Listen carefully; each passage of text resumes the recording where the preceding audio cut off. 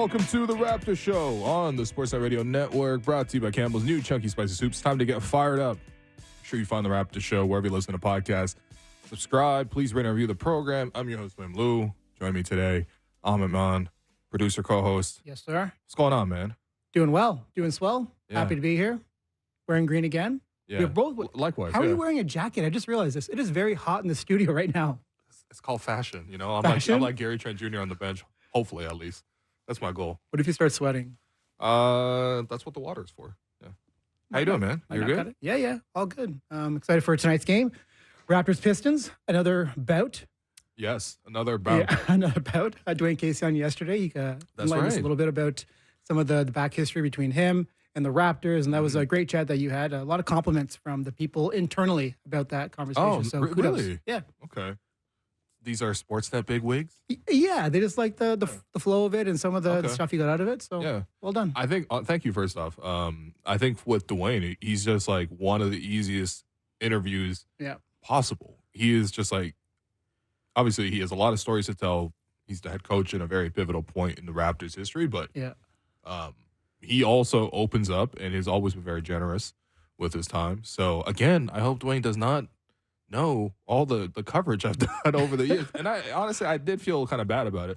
Not only in the sense that in the moment, there's obviously things that you can kind of nitpick at. But I think when you step back, bigger picture, especially as time moves on, and this will happen with everybody that moves on, it's just like all that really remains is the good stuff. Yeah. And then maybe once in a while you're curious about a couple of items. But it was great to go down memory lane with Dwayne yesterday. And actually, I was talking to Jeff Blair earlier, and the Dwayne Casey interview, again, it came up, and he was saying that how much he would have enjoyed if Dwayne was the one who won a title with the Toronto Raptors. And also it brings up the point of, like, would he still be the coach of the team if he won the championship, if he wasn't let go? Now, hey. He did, by the way, Dwayne did say, he joked with LeBron. He's like, "You're the reason I'm in Detroit," which is a great quote graphic out there, by the way. But he very well could be. That should be a quote graphic. Yeah, I'm sure it is somewhere out there. Yeah. Maybe I'll do it after this. No, because, like, not only was it LeBron toe, but that's the thing. It had aftershocks, you know? Like, it sent a lot of beloved players elsewhere. Obviously, DeMar, and JD covered that part, right? DeMar got his credit, absolutely. But, you know, he is a little bit right. Like, Dwayne is that one guy who's, like, a little bit short. Having said that, though, I don't know, man. Nick made some really pivotal moves. That's the thing. So that's the thing. You can always be like, what if? Yeah. It's like, I don't know. It's like a smaller version of, like, some people talk about the Mark Jackson versus, like, Steve Kerr kind of thing, where similar situation to a degree, but Mark Jackson kind of laid the foundation for the Warriors based on what they were, really built up the defense. That's the common thing with young teams. They always come up through defense. A young team gets really good on defense first, and then they start getting better on offense. They implement more and more pieces, and then they're a two-way team. The Raptors are doing the opposite. Raptors are doing the opposite, which is a little bit interesting. We can maybe talk about that approach. Yeah. But yeah, I mean, that was a similar kind of ideal, and you know, and Steve Kerr's been the coach ever since. Yeah, I think there was a feeling that Nick would be our coach for a very long time, and it didn't quite work out that way, you know. But last season was last season, and this season, you know, we've moved on and pivoted to an entirely new Raptors team, which brings me to this Raptors roster quiz. Here we go. That I wanted to spring on you, okay? Yep. And don't worry, don't panic. There's nothing too bad about it. You've been covering the Raptors for a very long time. My hand. Is that steady or not steady? I think it's steady. Okay, it's steady. Yeah, he's holding a steady hand for the podcast listeners. Got to narrate what's going on. But as I mentioned earlier in previous shows, the Raptors have had 28 different players suit up and enter the game. So Christian Koloko, who was on the roster for a large part of this year, doesn't even count towards this, unfortunately. Another one. Yeah, so that's actually should be 29, really. And I miss Christian greatly, and I hope he's doing okay. Yeah. Really hope he overcomes the blood clotting issue, and hopefully he's able to be clear to play in the future. Me too.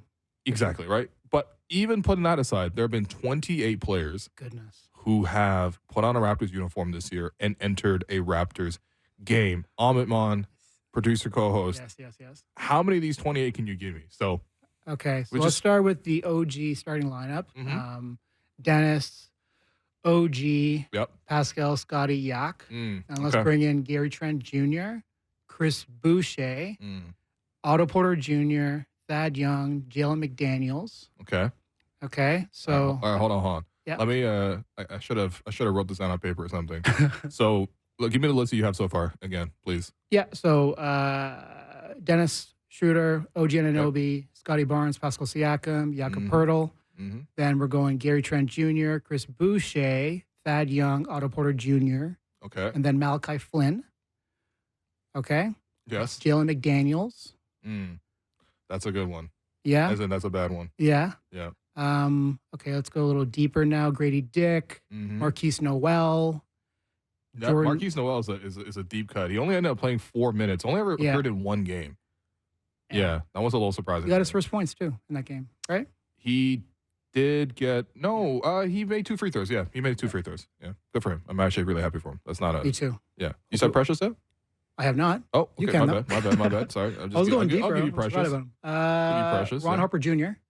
Ron Harper Jr. I was going deep with crazy deep cut. Yeah, he came hard. The same game as Marquise Noel. He's 27th on this list on Basketball Reference. It's sorted by minutes. That must have been a blowout. He played 4 minutes just like Marquise did. Yeah. And Ron Harper did get into a game. Also, best wishes to him. He had ACL surgery. Yes. So hopefully he's able to come back. But he's not even with the 905 no more. Yeah.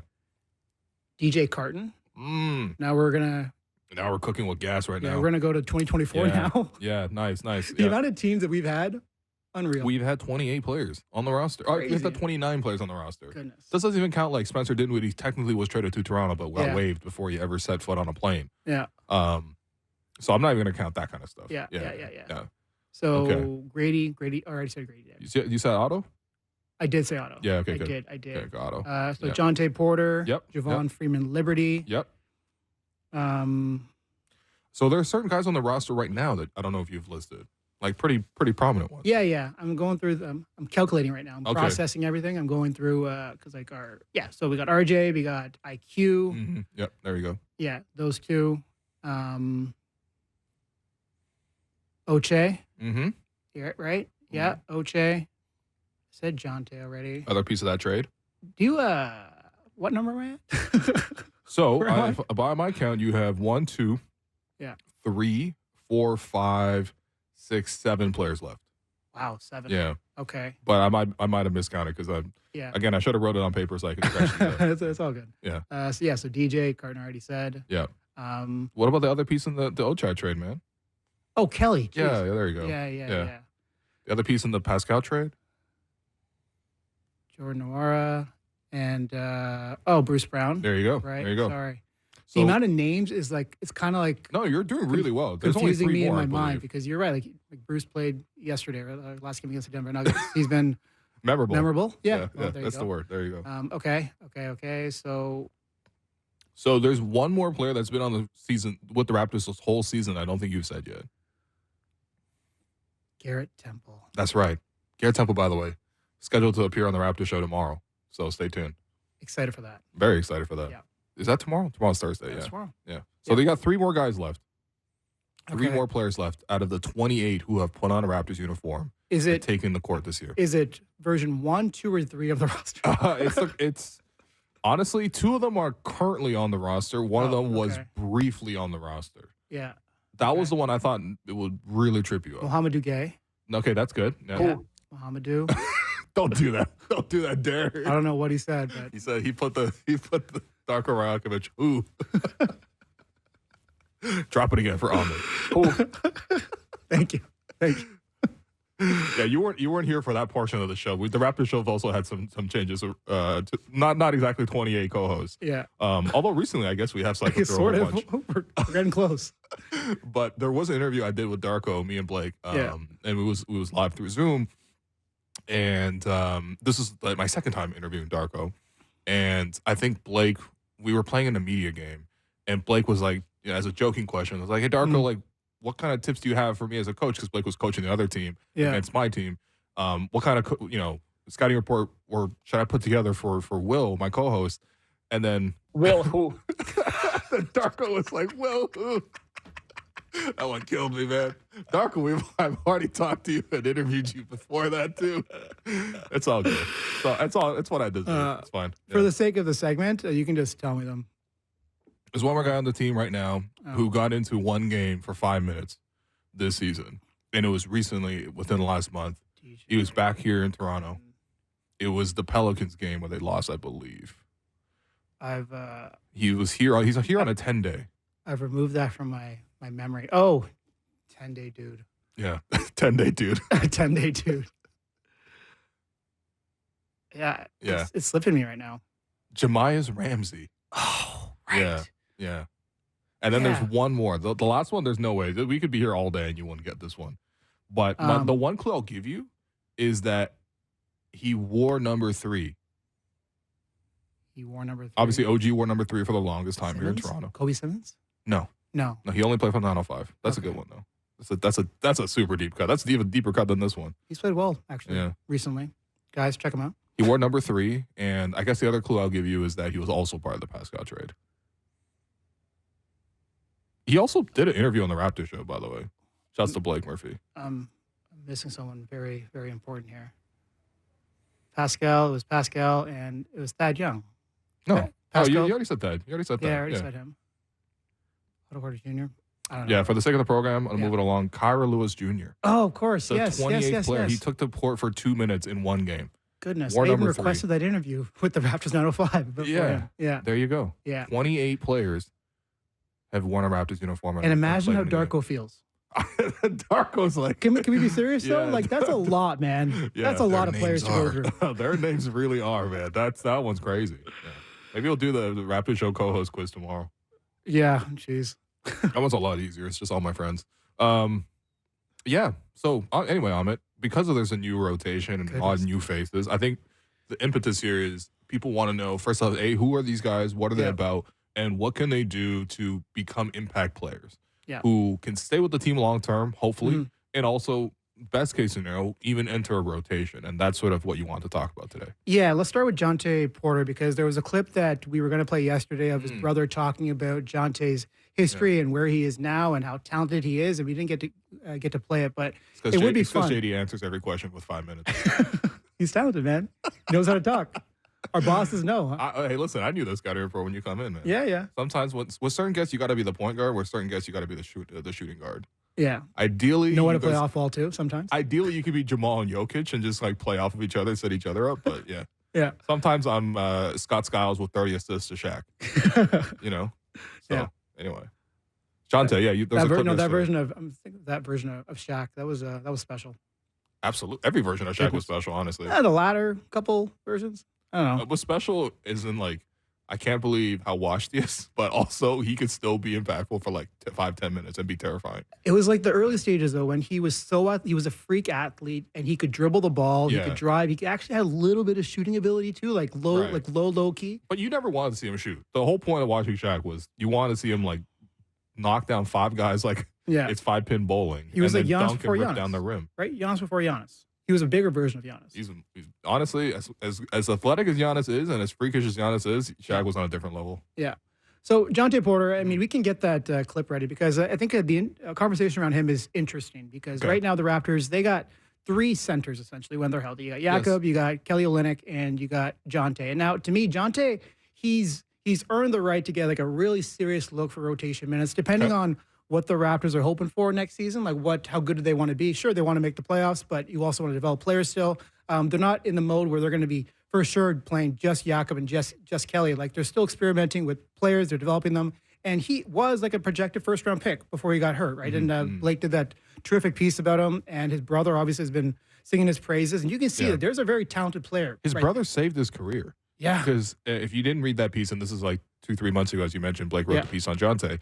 After Jonte did the interview with us too, by the way, with Blake. But Jonte explained that he was going to retire because he had suffered such a spate of, I believe, knee injuries. Yeah. And it was his brother, Michael, who also obviously went through just an incredibly difficult time with his back injuries, which also threatened his career before he even started.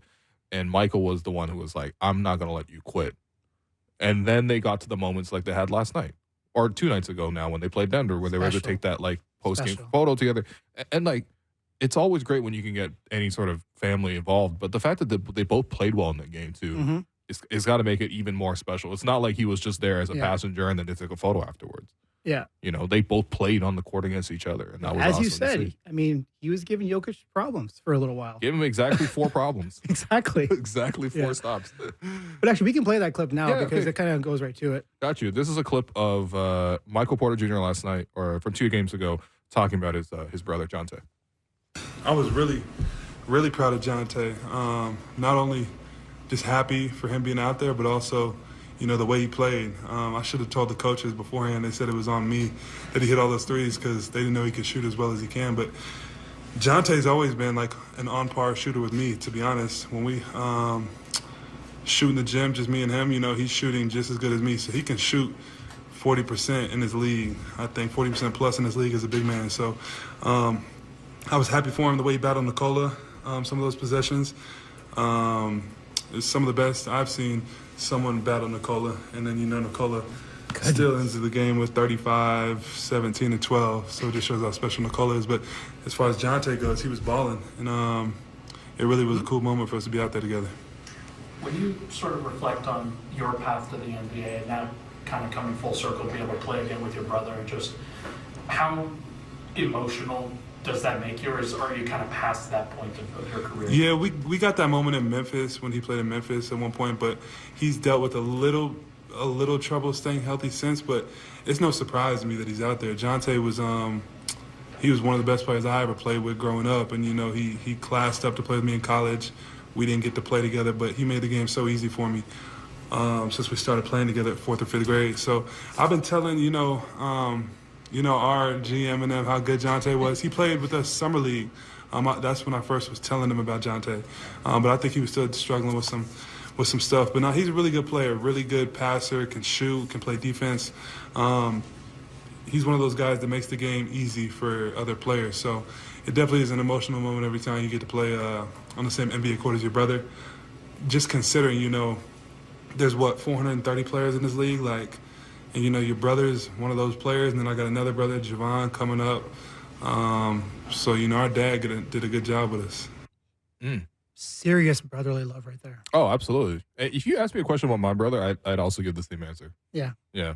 That's nice. No, absolutely. Are you kidding me? You got to – but I think it's so cool that first off, he's been advocating for him, right? Behind the scenes also, you know, honestly, the Nuggets could have used the backup. You know, it wasn't like, I mean. They still need one. Who played better, him or like Zeke Naji last night? I mean, I would say. Or, you know what I mean? Yeah, it was Zeke. Right now, they're not sure who's going to be their backup center during playoff time. You know, they've been going with the Aaron Gordon a lot because they weren't sure if Zeke's ready for those minutes, and we'll see what happens. But yeah, I mean, Jonte was good. And this is what's so intriguing about him, right? Yeah. Is that, so what I was getting at is that, like, Chris Boucher, I mean, some of the discourse around him was kind of like, why isn't he playing? And one of the reasons that Darko did mention is that, you know, he's not exactly a center, and this is where they want to kind of go towards. They want to play through their centers.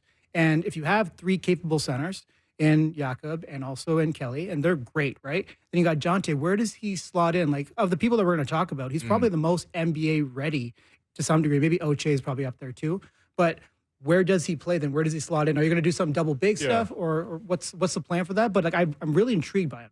That's the question, because I don't think we've seen Darko really play double big at all this season. Yeah.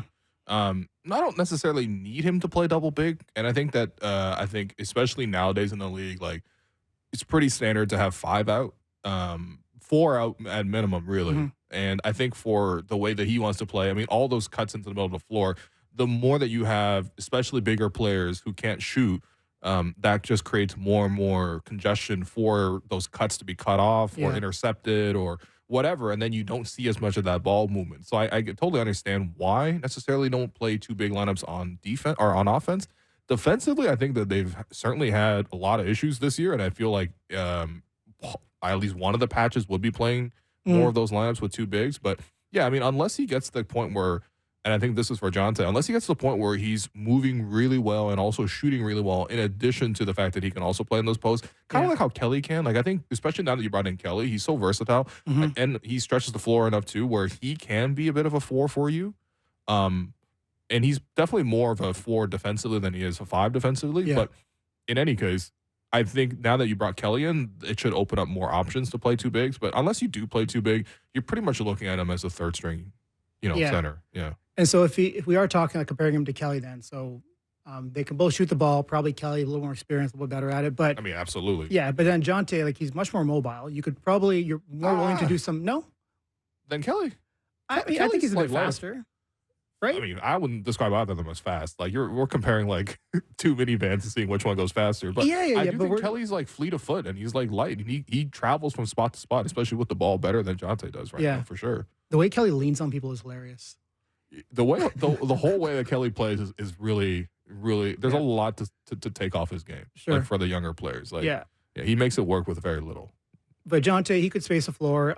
He's got this negative step that he can use off a shot fake, and like it's one of the staples of Darko's system is that he wants to see pass fakes, shot fakes. That's where you kind of get the defense moving, get them guessing a little bit, and obviously his passing, like there is something there to it. Yeah, for sure. Yeah, a lot of the players like their pass turn the ball over a lot right now, but I think that's just because they're trying to make the right play, and they're being told move the ball fast, and so turnovers are going to go with that. But he's an interesting player that. Yeah. I think he's worthy of rotation minutes, but it doesn't make sense for the Toronto Raptors right now. It's tricky. I mean, at least going forward. Yeah, I think for me, absolutely, you got to retain Jonte. Yeah. Keep him going forward. I think that I've really wanted to see some depth at the center position this year, and he's done a really good job. Anytime Yaka's been out, that's when his minutes have come. And so, as for cracking the rotation, I think it probably would require a couple of things on his end to really force Darko's hand, but also I think Darko probably needs to consider playing him alongside Kelly a little bit more. But I don't think I think next year if he's your 10th man, like it's probably acceptable, but I think it also means that he's taking some jumps. Sure. Yeah. And I agree. They should re-sign him. It's just a matter of like, can he actually get minutes other than an injury happening? With Jalen McDaniels and Jordan Nwora, they're very similar players, very similar situations where you want them to be able to execute within the offense, within the flow of the offense and their free-flowing style. You want them to cut. You want them to hit shots. You want them to play defense. And also you want to see the buy-in defensively. Do you know the game plan? Do you know what you're doing? Do you know the purpose? But I think Jordan, at least at this very moment, I'd give him a leg up because I think he's a better scorer. Absolutely, he's a better scorer. Yeah. And compared to Jalen. But the case for both of them is similar. Can you be like that kind of 8th, 9th person and provide stable minutes? And I think Jordan has probably a leg up in that area. I'm not sure how you feel about, I guess, Jalen at this point. We've kind of talked about it before, but I'm not enjoying the game. No, I think that there's size and rebounding, but I also feel like a lot of times when you watch him, it's not like he's flying around and applying it to the point where it's like a big impact. Sure. Maybe for a small, like very selective bursts, it's happened, but it looks a little bit disengaged. Honestly, to be honest, like Jordan sometimes comes in the game and looks disengaged too. So I think one of those guys got to find a different level of intensity, and that probably wins the spot more than anything else. Jordan's definitely a better shooter. If you go to warm-ups and you watch, first, you got to be so early to watch McDaniels warm-up and Jordan warm-up. No, I am, but it's like 2.5 hours before the game. You know what I mean? Like most people aren't even let in. There's a very notable difference in terms of who's the better shooter. It's like blatantly clear, but at the same time, I think for Jordan, defensively, he also gets into these big lapses that are like so... back cut.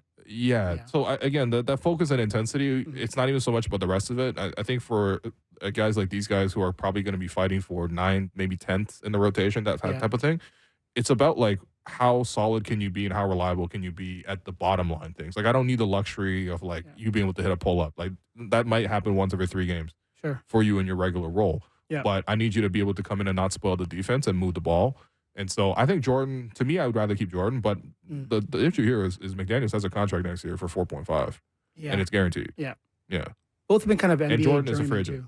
That's another part too. For both of them, I wonder if it would help them if they had some stability and they also knew that, okay, these are you have your offseason meeting, right? Heading into the offseason, you have your meeting with your coaching staff and the GM and so forth. And if one of them has their plan and they just like go like double down on it and have a really terrific offseason, I wonder if one of them could kind of find some stability with the Toronto Raptors. But that's like, I mean, we'll have to see what happens. But the last person before we go to commercial, Javon Freeman-Liberty, right? Kind of the darling, I think, of Raptors Twitter to a degree. People have wanted to see him, and I think so. Okay, right? Interesting. Or at least people were clamoring for him before he got the minute. No, for sure. Yeah, he was. Got a lot of support. Yeah. But then, like, is he your backup point guard? Like, are you okay with him being your backup point guard next season? Because I could see them, like, if you want to really make a step, and you also want to like enhance the veteran leadership, if you want to have like actually a person in-house that is playing minutes while also being a veteran, I wouldn't mind the idea of having like a veteran backup point guard. I have to look at some of the names, but that's like Do you want to give Javon that rope, or do you want to maybe find somebody a bit more stable? What's interesting to me is I kind of like the Raptors' current roster build when everyone was healthy, because you had the starting lineup, which had RJ giving you an option, Emmanuel giving you an option, Scotty giving you an option, and then you always have, the fact that Jakob could be in the high post and direct some offense from him there. So you had a bit of variety in the starting lineup. I like the fact that they could pivot to the second unit where Scotty ran the backup point for that group. Me too, and he wants that too. So I don't really think that I necessarily want to bring in a backup point guard who consistently is in the rotation that takes away those minutes from Scotty. Having said that, though, I think there probably needs to be some depth on the roster with backup point guard, because otherwise you do see this like disorganized style of play, and I think that you should be 3 deep at every position regardless, especially at guard. So, yeah, I mean, Javon, it's a big moment here for him because he's going to get as much time as he probably could have possibly asked for coming into this year. And, he's got to show us more than what he's doing right now, though, because I think right now I'm seeing a lot of mistakes in terms of the playmaking. And you can excuse that for sure, because it's like he's just got, he just got here. He's been with the program since Summer League, but he's not in the rotation in the same way. But at the same time, some of them are just like he's driving into traffic with no plan, or he's not really setting guys up. There's not that many plays. He's actually done a better job scoring, whether that's on the break, whether that's even catch and shoot threes, things like that. But that'll be a little bit more secondary to what you expect from the point guard, which is to like really organize, set, and just like control the game to a degree that, I mean, it's not even remotely close to what Scotty or Quickly is doing. No. Yeah. Not right now. But there are like some really nice stampede cuts. And what I like about what he offers is that there is like the multiple levels of scoring, which I do like, but his instincts, decision-making is a bit up and down. I'm not going to, hide from that. That's definitely there. But there's a natural flow to his game that I really enjoy. And also, what do you mean by that? Like, what do you mean by that? The way he dribbles, the way he moves, the way he stampede cuts, as I mentioned, when he gets the ball and he's driving towards the basket. Like, there's been some missed layups over the past few games that, similar to Bruce Brown, a lot of missed layups between those two. But if he's able to, get kind of a better handle on that, get a little stronger, finish around the rim a little bit better, like 2 points can become 6 pretty quickly because of how fast he is and also the way he accelerates. And that's like a huge part of what Darko wants from his guards is how fast can you get from point A to point B, right? Okay. And it's no different than like an RJ Barrett. He's very good at that. That's why he's excelling in this system. And IQ's good at that too.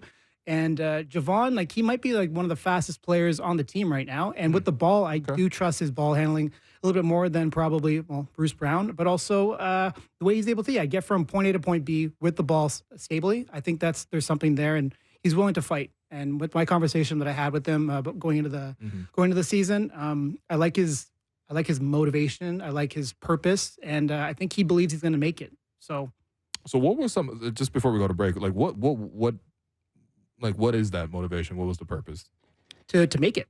Right. And when he was signed from the Raptors, like there was a lot of Bulls fans that were just like, no, not Javon. Right, he's our local guy, too. But they also believed in what he's going to be. And I think, it's hard to say like what a player's motivation is. But like, why is it that, when you're talking to Danny or we were talking to CJ and he was just like, I didn't have to tell Fred, Pascal, OG, Yak, anything. They were just doing it. They were just in the gym before everyone because they wanted it that badly. Javon is like that to me. Okay.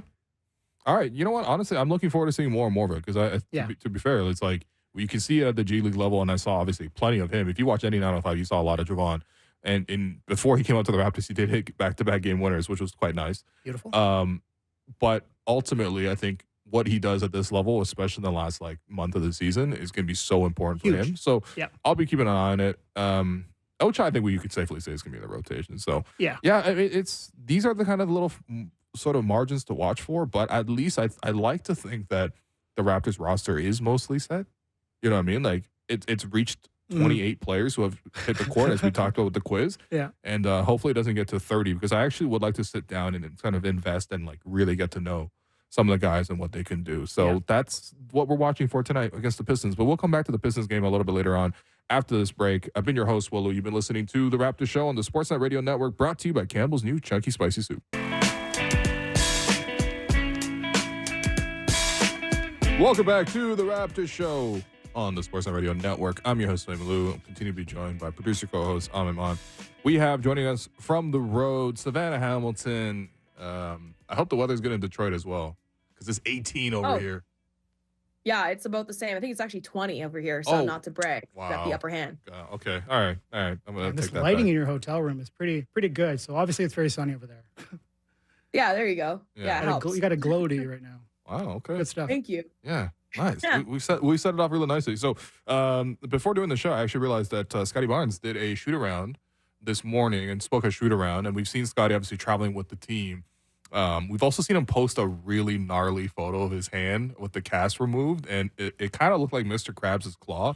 And how swollen it was. Obviously, he had surgery. It just was gnarly. Surgical glove when you just inflate it. That was my thinking. Yeah. Blow into it. Basically, yeah. This is a very similar visual. But, Seb, how did Scotty look, and how did he sound about the injury and just the team outlook in general?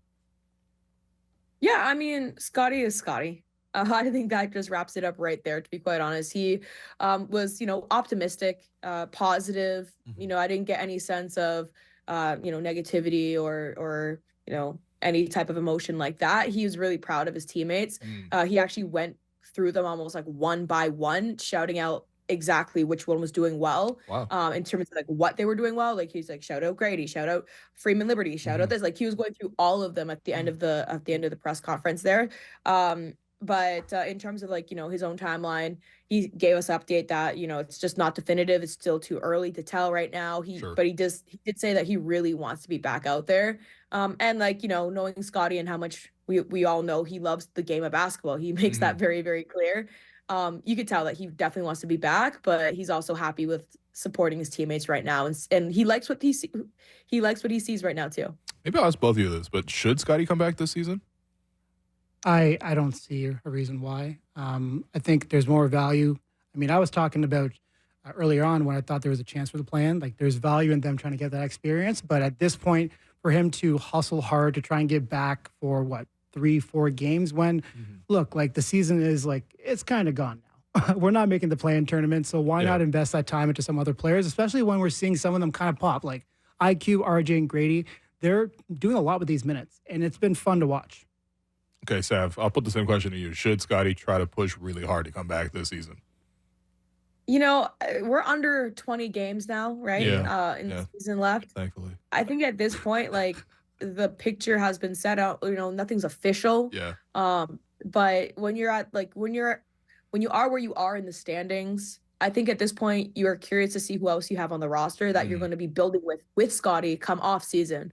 And I think that it's kind of like a blessing in disguise in the fact that these guys have been able to kind of showcase more range in their game. I know that like the case with Grady, his passing ability, same thing with RJ. I think that's been like honestly so great to see.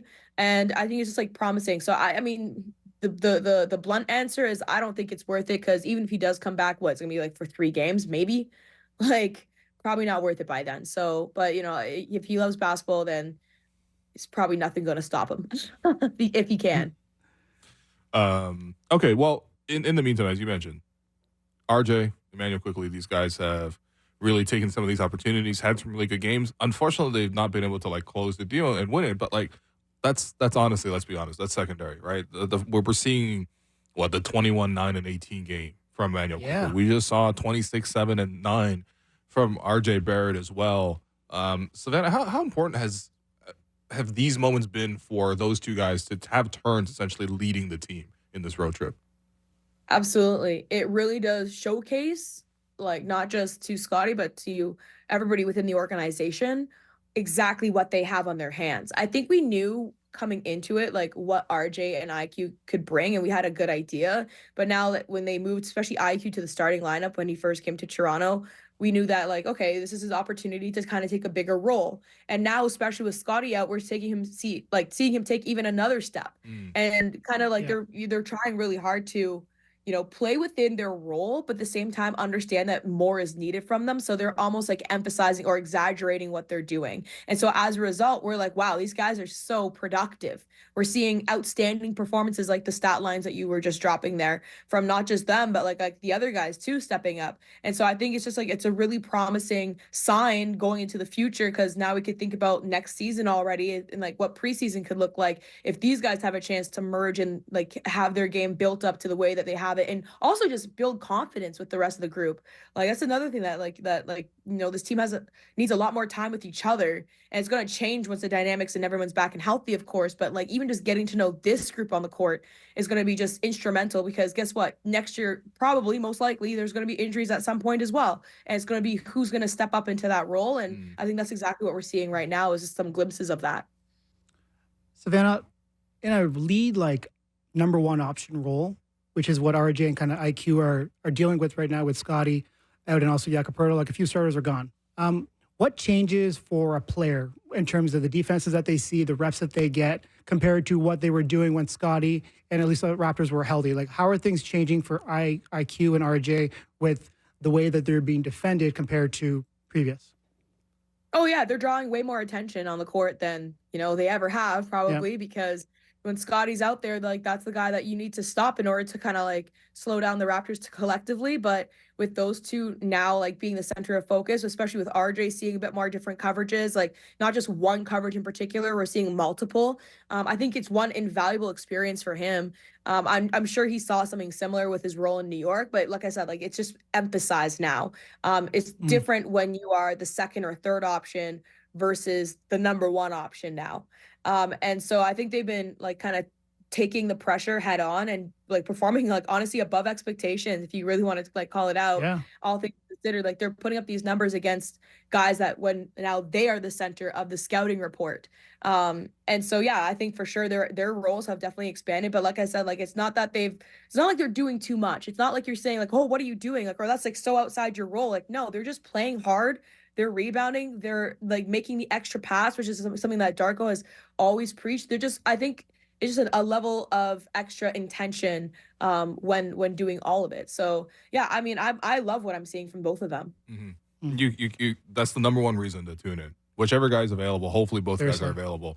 And tonight RJ is out with a personal reason, and quickly I believe is questionable. Yes. So hopefully one of them's available tonight to see.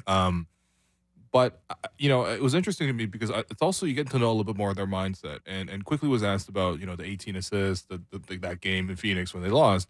And I think he was like, I would have rather had a win or something like that. And I do want to know, especially because you're around the team a lot, like how has the losing, especially some of these close games, has that affected them? Like, do you notice that? Or is it like not the same kind of drain and pull maybe with the older teams that we had the last two seasons? I don't think any of them are satisfied with losing, but I think all of them understand the context and the bigger picture. And I think that's a testament to kind of, to what Coach Darko Rajakovic has been preaching. And I also think they understand the fact that like these guys have just collectively gotten together within the past month. So like how much expectations can you put on a team that's basically the same way that teams come together in preseason?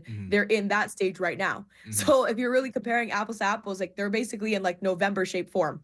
And so I think they understand that, and they're going up against literally like the last game was against like the NBA champions.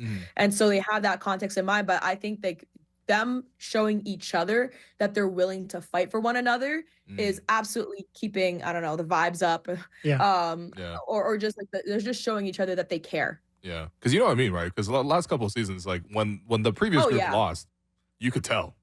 And this group, it was like a weight. There was like a weight in the room. This is like not the same energy. This is not like there's no heaviness to it. It's more like, how can we learn from this?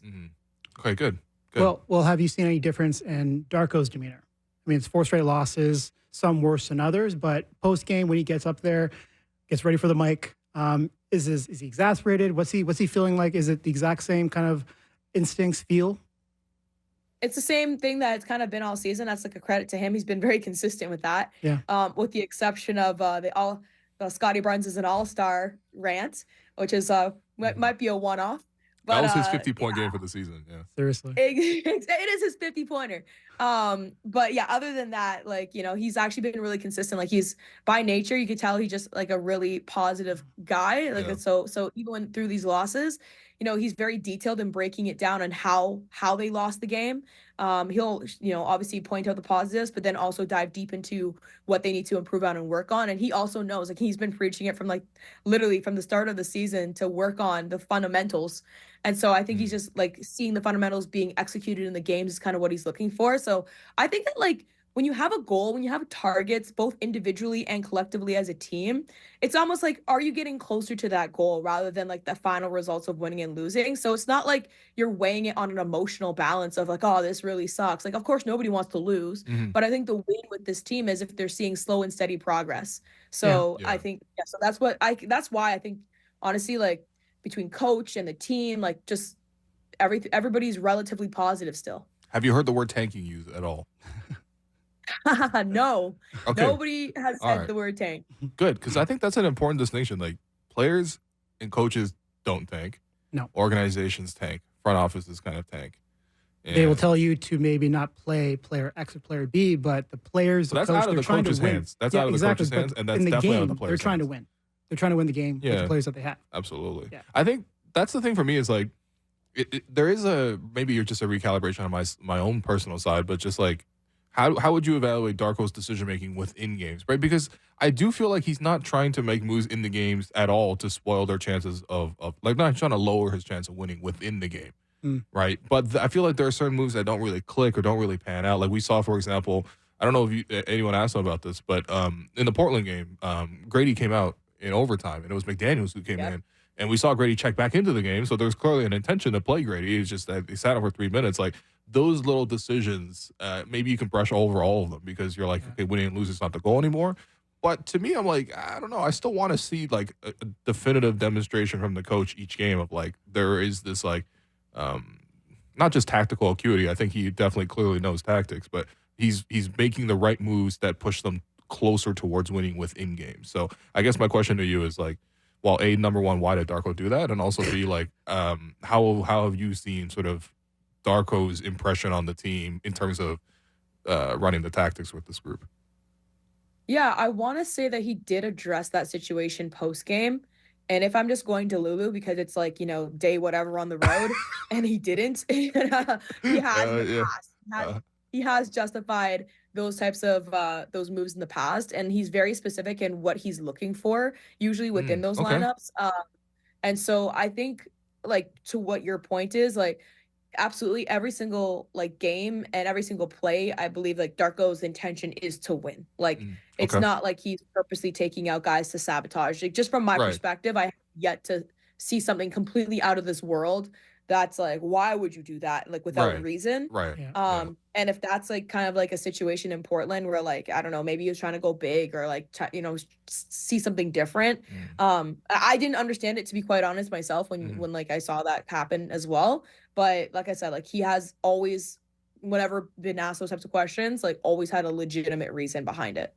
As I bring it up here, he is a fan of the quick blow, right? Like late in games, he wants to give a player a 2-3 minute break. And even earlier in the season, when the Raptors had their version 1 of the team, he would do stuff like that. Scotty goes out at the 5 minute mark. He comes back at the 2 minute mark because a few plays go by. He's not able to get him in. And then all of a sudden, that was a Celtics game, and that was a 1 or 2 possession game. Yeah. And he's done that. So he's done that before. And I'm looking at the minutes of Grady here. I'm trying to find them here as we're talking. But I wonder if something like that is the reason why he would do that. That maybe it's like a string of 12 minutes for Grady, and he's like, he played 39 that game. I'm not saying he didn't play enough minutes. First off, the reason he got himself stuck. No, the reason he got himself stuck in that opportunity is because he flipped the starting lineup. So he had Grady come off for Javon to start that game, or in the third quarter, even though Grady started that game. And then because he came off the bench, now there was nobody to spell him. And they were making a comeback, and now they're like, oh, wow, we played him a lot of minutes in a row. Now we have to spell him in overtime. And that wasn't the winning and loss. Like, that didn't lead to the win and loss, to be very clear. Like, that one substitution.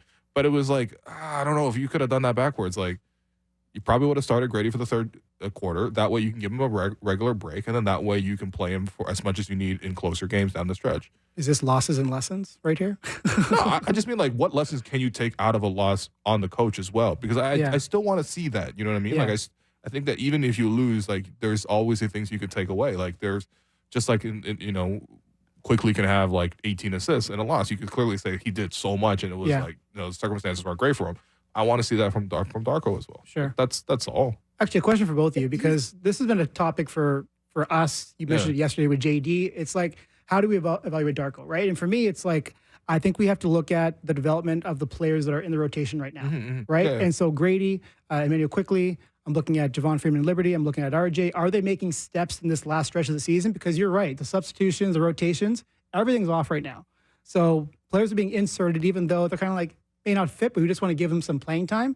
So how else can we look at what Darko is doing and his decision-making? And this is how we got to do it. It's like, how are the players getting better? And I think we are seeing some strides done from RJ. Oh, absolutely. Quickly, and of course, developmentally, he's done a great job, and that was the main reason he was brought in. Yeah.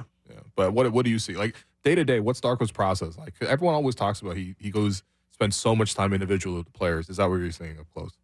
Well, day-to-day, I believe he wakes up and the first thing he grabs in is espresso shot. And then that these gives days him the it's 5. No. And by the time shoot around comes around, he's on number 5, and he's rebounding and hustling and closing out on players, and he's sweating up a storm usually. Okay. Yeah, no, I've seen him very active out there. Like the way that the assistant coaches will like hustle with the players. Like I've seen him like give that much attention to the guys as well. That's great. Maybe not all, not every single time. Dude, I've seen him do closeout drills again with Marquise Noel and contesting Marquise Noel shots. Did he block him? Yeah. Okay, don't be rude. I'm sorry. Yo, he was so messy. He asked, did he block him? Yo, that's wild. Sorry. Amit. Sorry, my bad. I've never seen to be honest, I've never seen an assistant coach block a player's shot in closeout drills. Jamal? I mean, no. Sorry, closeout drills. When they're playing one-on-one, that's different. But we're just talking about hand in the face, closeout drill. You should not be blocking the player's shot. Like, close your left hand. It's more effective. Anyway, I mean, this team has some tall assistant coaches and some former players. So if they did get a block shot on some of the guys, I can't blame them. But no, I think you touched it, Will. Like Darko was brought in for his development. Like he is a development first coach. And so I think that's exactly what we're seeing this season. And we could argue like everybody, honestly, like has taken a step. Scotty took a big step. And so it's hard to, point out anything like, and that's why like to evaluate him fairly, it's tough right now. Like you could say like some certain in-game decisions you question for sure. You could do that with any coach, but with him in particular, he has had to relearn his team like 17 times this season. Yeah, Savannah, we opened today's show with a quiz of can you name all 28 players who have taken the court for the Raptors this year? I was a few short.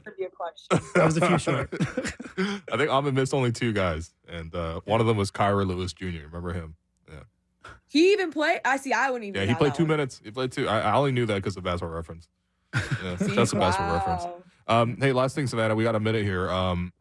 So I think the only thing with the wins and losses thing is we don't get as many walk-offs. Because to take place behind the people behind the scenes, you only get the walk-off when they win. Right? There's very, very rare instances if you get a walk-off with a loss. So over-under for you, Savannah, on walk-off interviews for the rest of the season. I'm going to put it at 3.5 to be nice. Okay, well, I got to look at the rest of the season schedule. I take it day by day right now. So does Darko. Yeah, exactly. 3.5. Don't avoid the question. Over under. A walk-off interviews with Savanna Hamilton on Sportsnet. How many Sportsnet games are left? Let's just say 50-50. So probably 10, maybe 9. Yeah. We got Orlando in Orlando. I'm gonna say we'll win that one. We're gonna win that one because we already see them once, and so it's hard to beat a team twice. So it's so once that's a walk-off. After that, I'm not sure who we play, like off the top of my head. Yeah. So I'm gonna say. I'm gonna be not pretty and say like it's not pretty. 4. Yeah. Next time you come out, I'm gonna give you the stats on how many times you've done walk-offs this year, and the number might shock you. Yeah. Yeah. Because okay. Yeah. Yeah. I mean, for some reason, you know what? It feels like it's more than last year. You know what? They kept on winning. Yes. Last year they did have a big disparity. Sportsnet game. Yeah. It was rude how they did that. March 23rd against the Wizards. That could be one coming up. Yeah, Savannah, put on your best outfit for that one. But we're going to let you go. Enjoy the game tonight. And we're going to take another break here. I've been your host, Willie. You've been listening to The Raptors Show, the messy Raptors Show on the Sportsnet Radio Network, brought to you by Campbell's new Chunky Spicy Soup.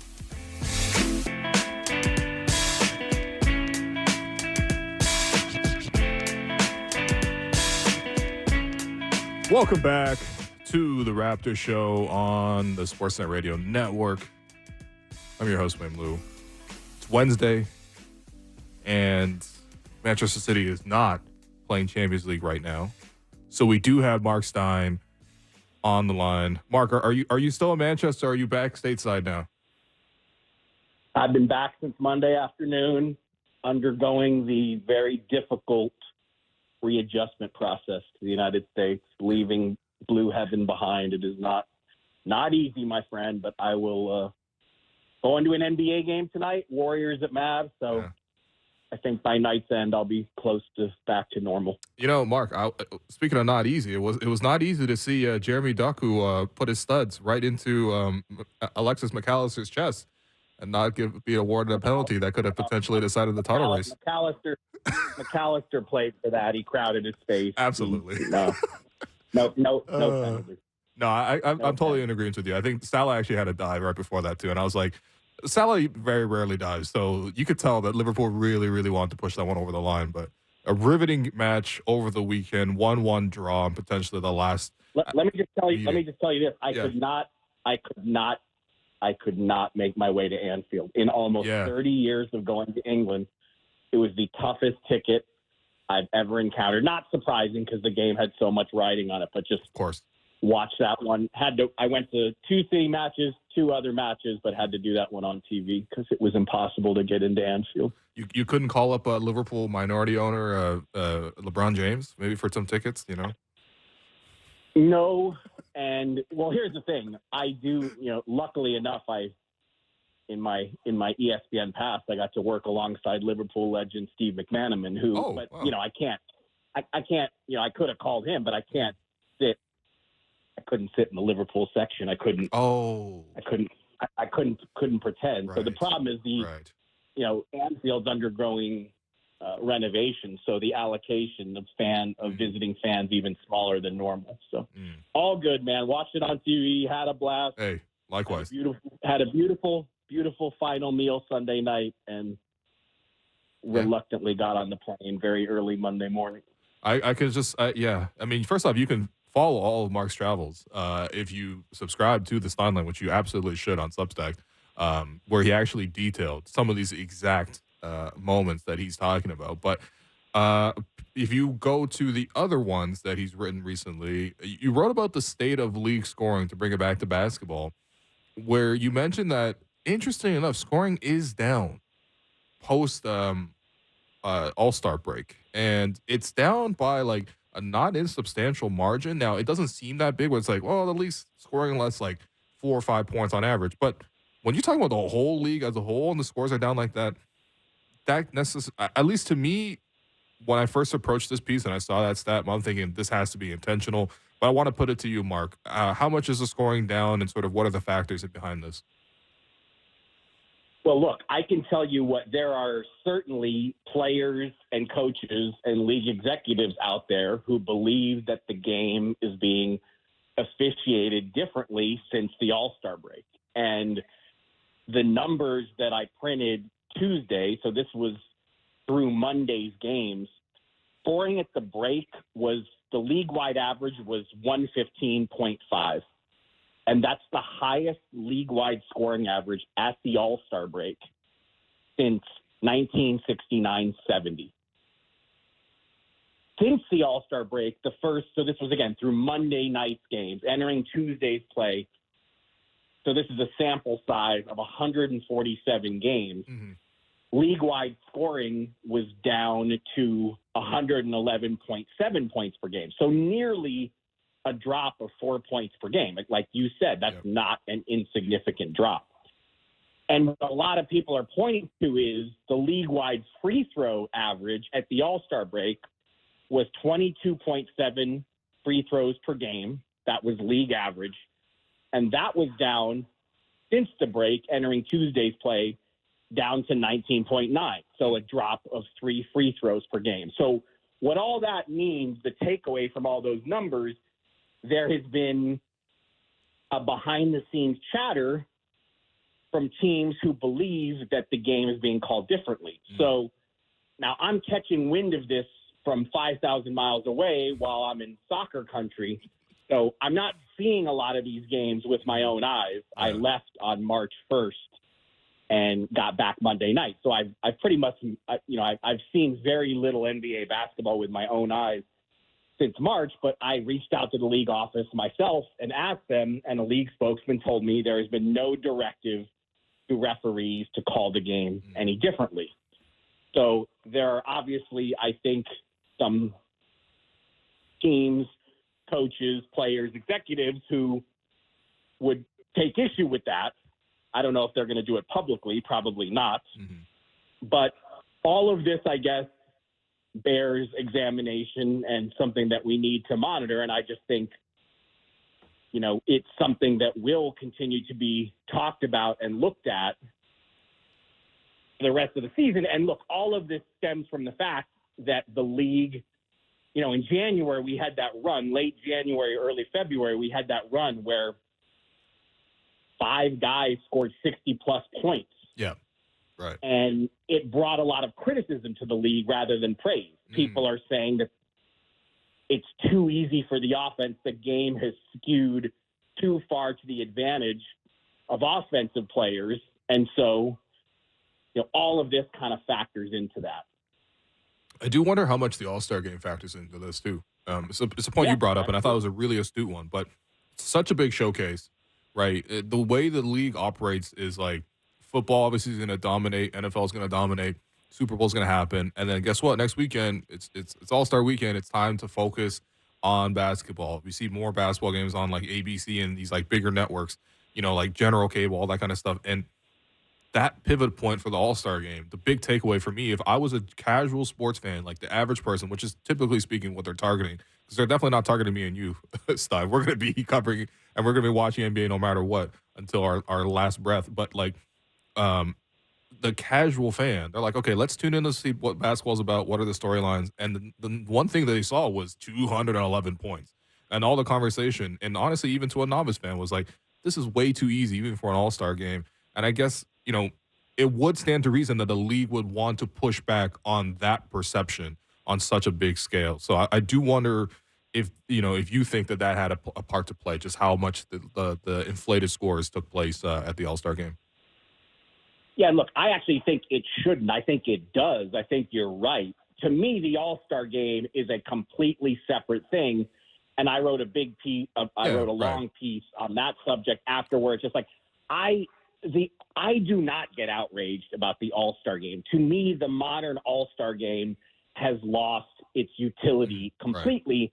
Right. And I think the NBA could learn a lot from the NHL, which invites 44 players to its All-Star game. Now, maybe that's too many All-Stars, but for people who complain like me, who think 24 All-Stars in a 30-team league is too few, but the NHL, 44 All-Stars, divide into 4 teams of 11. They play 3-on-3. They've gone completely away from traditional All-Star competition. And I think, like the NBA took way too much criticism for how bad the All-Star game was because the All-Star weekend is a convention now. The game is obviously what's on Sunday night, but it's just you're not going to get a competitive All-Star game. If God forbid somebody gets hurt in an All-Star game trying to, quote, play hard or play defense, the noise and outrage will be 25 times worse.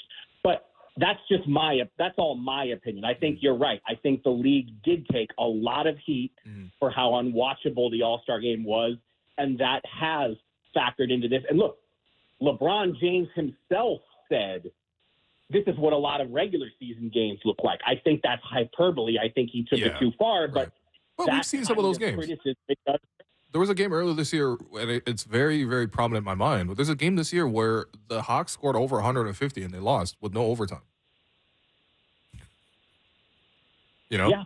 And a lot of people would say, look, the league, what Joe Dumars has repeatedly said publicly is, and Joe Dumars is now the head of basketball operations for the NBA. What Joe Dumars has repeatedly said is, we don't care what the score is. We just want it to be competitive. Sure. And I think that the All-Star game was certainly a bazillion miles away from competitive.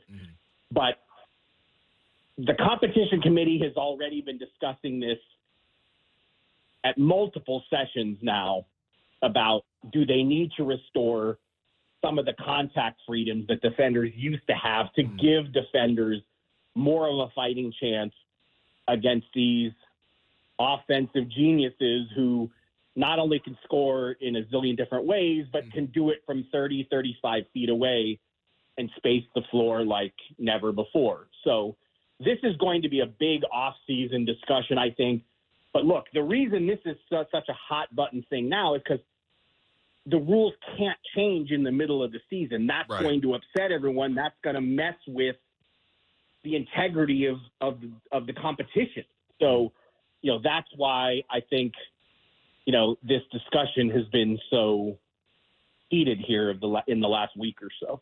Yeah, I do wonder if Tom Thibodeau as part of the competition committee? Because if he is, I think he could fix NBA defenses. I mean, the Knicks' last 3 opponents have scored 74, 79, and 79 points. So, yeah. Now, and that's a great point that you make there because,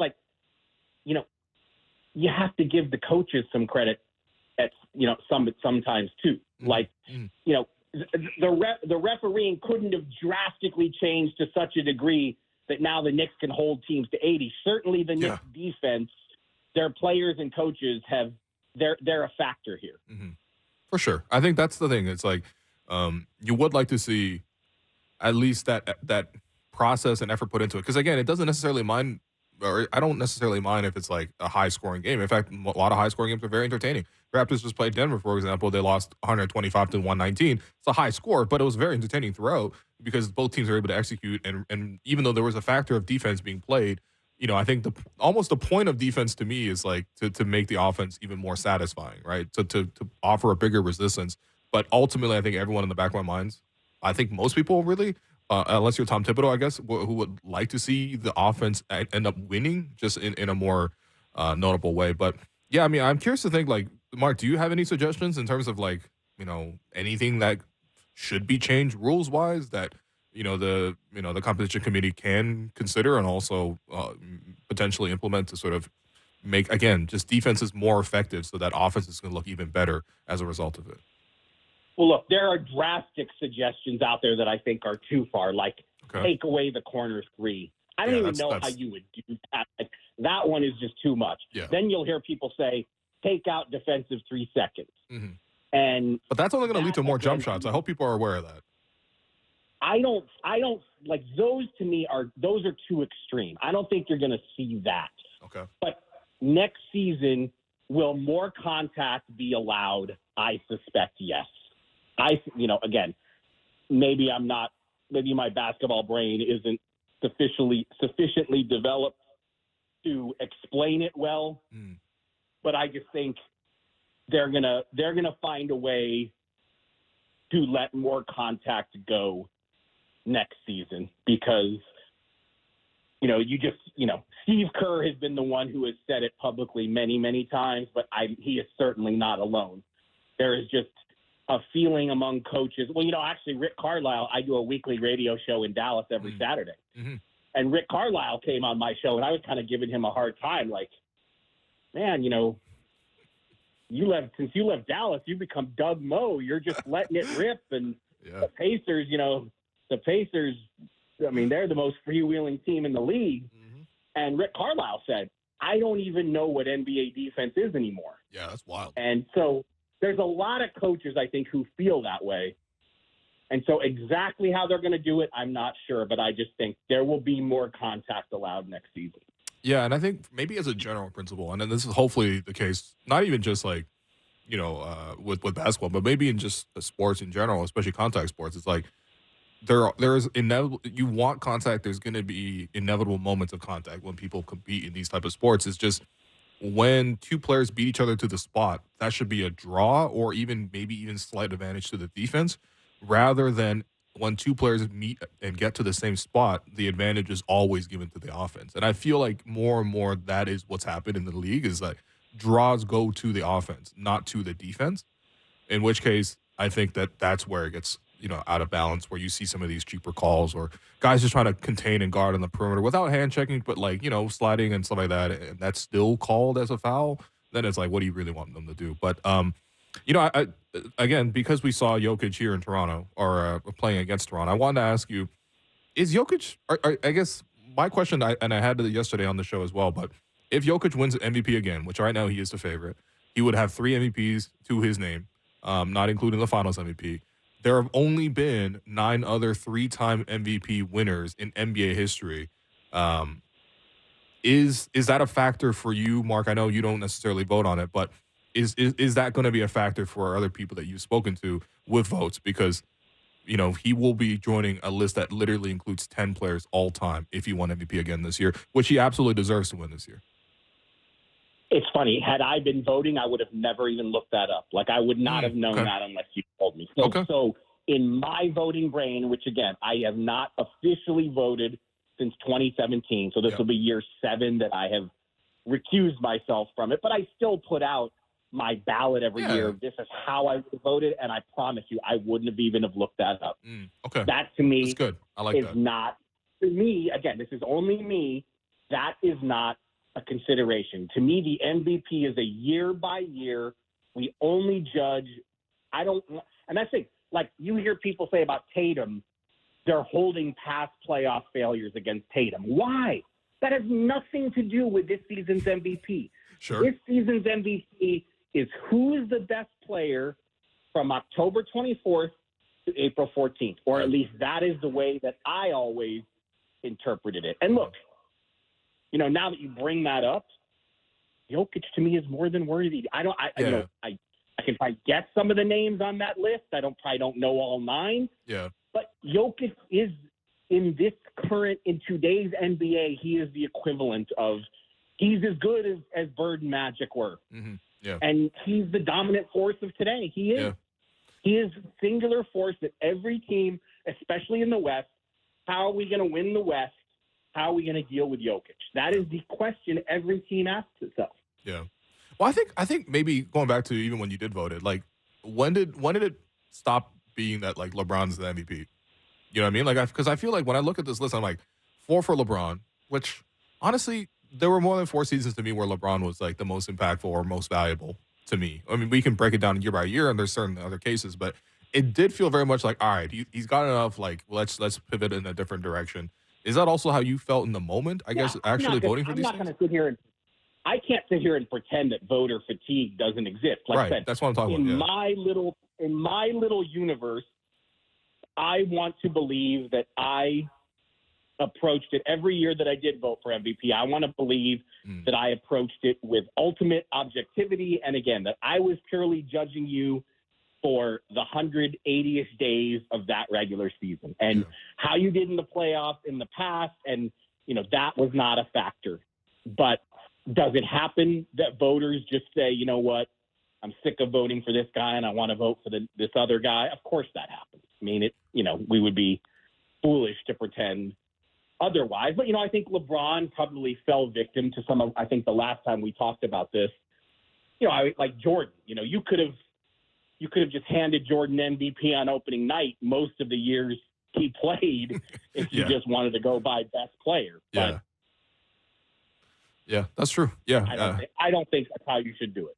Well, okay, on this subject, because this is in Dallas and it's close to, like, I do wonder, like, I think coming into the year, maybe Luka was the MVP, like, betting favorite at least. And, I mean, who knows? There's so many good players in this league. But Luka certainly is one of those guys that will continue to be, and he's on, the younger upswing. I think he just finally turned 25.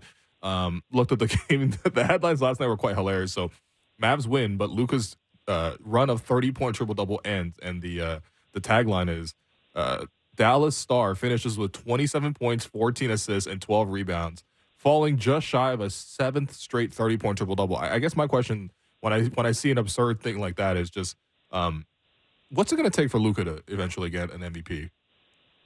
It is absurd. I mean, he just averaged 30 and 10 for 3 straight months.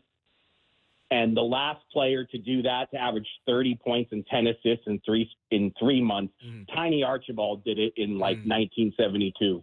It's just, I mean, it's insane. But look, he's going to be I mean, he's going to be punished because of the Mavericks' record. I mean, realistically, if the Mavericks don't win 50, it's going to be really hard for him to get there. But when you really dig into it and look at how many injuries the Mavericks have had, they're, I think, in the top 5, maybe even the top 3 in terms of starting lineups this season because they've had so many injuries.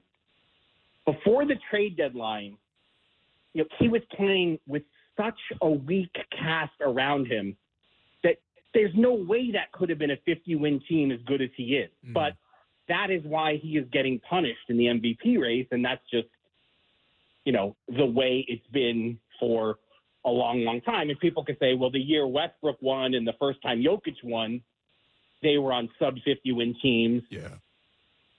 But it's always circumstantial. Like, I voted for Westbrook the year he won. And again, I will not apologize for that pick. I felt like not just because he averaged a triple-double and it was the first time since Oscar Robertson, but that Thunder team had just lost Durant. Yep.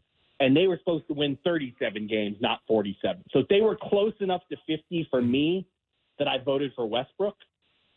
But, yeah, I mean, Luka does have a reason to feel like, man, this just ain't fair. But also we know sports and life are often not fair. So yeah, because if I'm Luka, I'm like, all right, I lead the league in scoring, 34.6 points per game. I lead the league in scoring in an era where scoring is high and everything like that. We just talked about it, but 34.6 is still 34.6.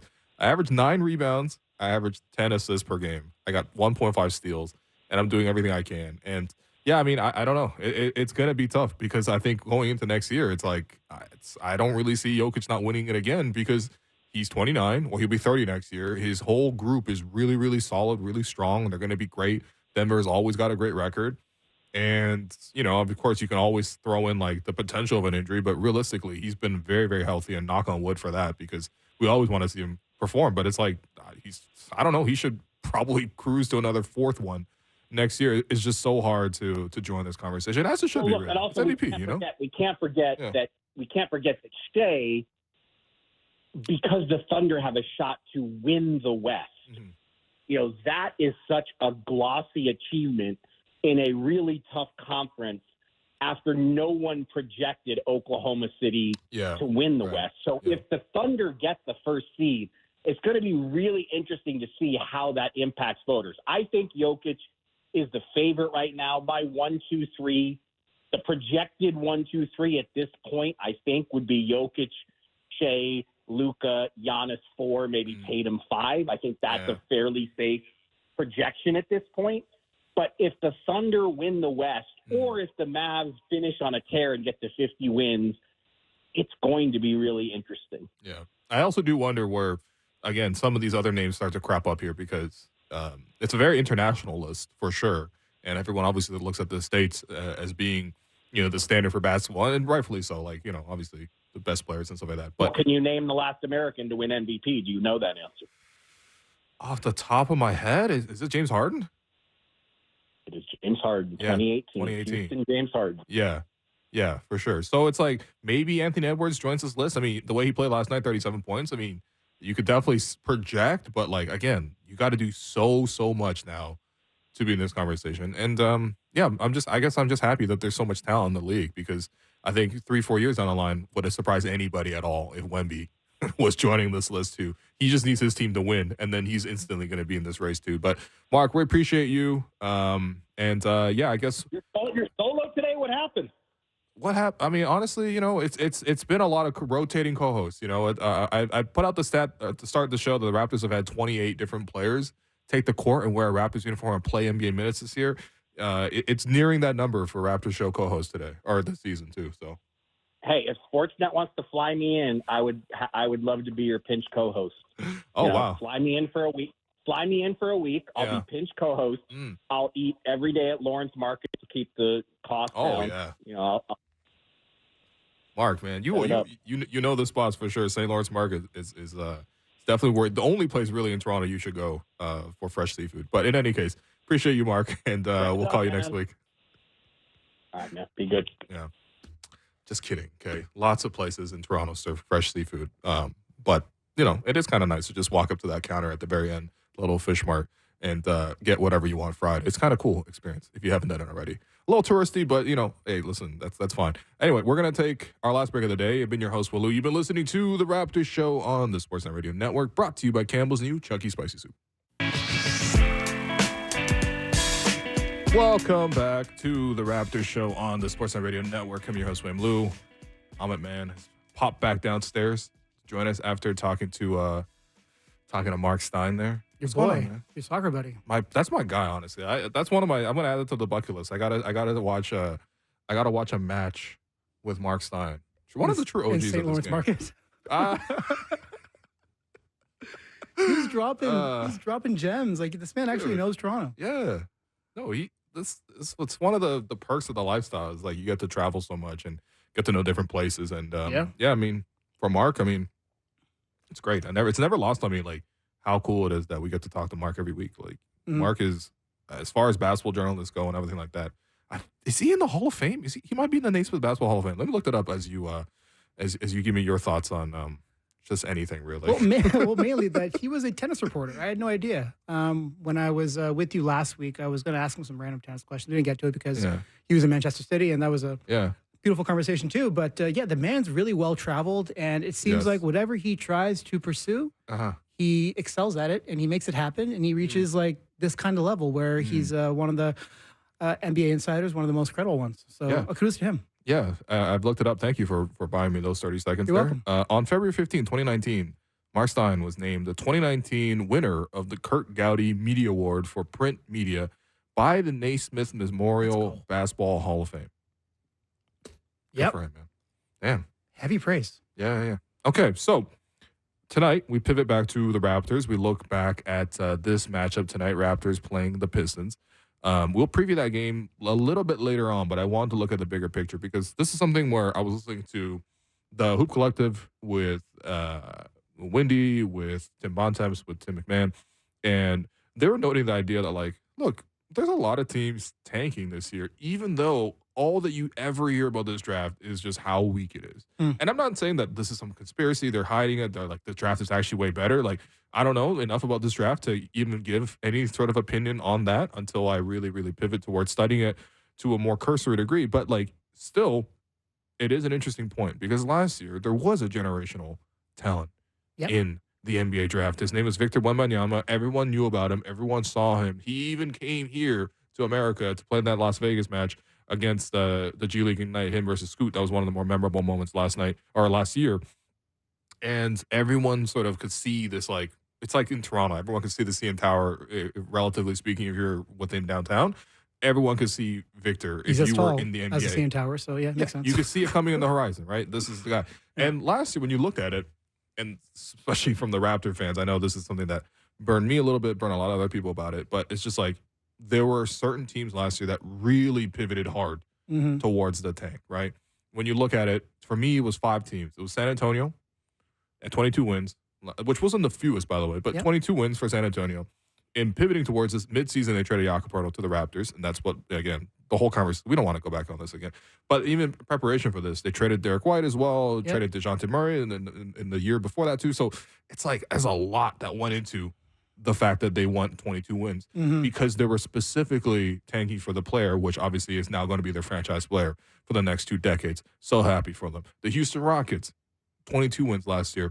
You could say with a lot of these tanking teams, they might have just been plain bad or dysfunctional. 22 wins. The Rockets were clearly trying to tank as well. The Hornets at 27 wins. I mean, LaMelo got hurt. They're just plain bad. They're basically having the exact same season this year. Hornets are kind of just like an irrelevant franchise. They actually ultimately end up with the second pick. Detroit at 17 wins last year. Yeah. Just straight up bad. Cade was injured for a lot of the year too. So, you know, their circumstances are what they are, but they clearly were tanking and hoping for lottery balls as well. And then the one that has kind of lost on everybody a little bit was Portland, who finished with 33 wins, which doesn't typically look like an egregious tank job. But when you really break it down, they shut down Dame midway through the season. They were really, really trying to maximize their pick. I think their sales job to Dame at the time was like, we need to get a really high pick, then maybe we can flip that pick for help to get you and we, build. And then it's like, just kidding. We moved up. We won in the lottery to get to number 3.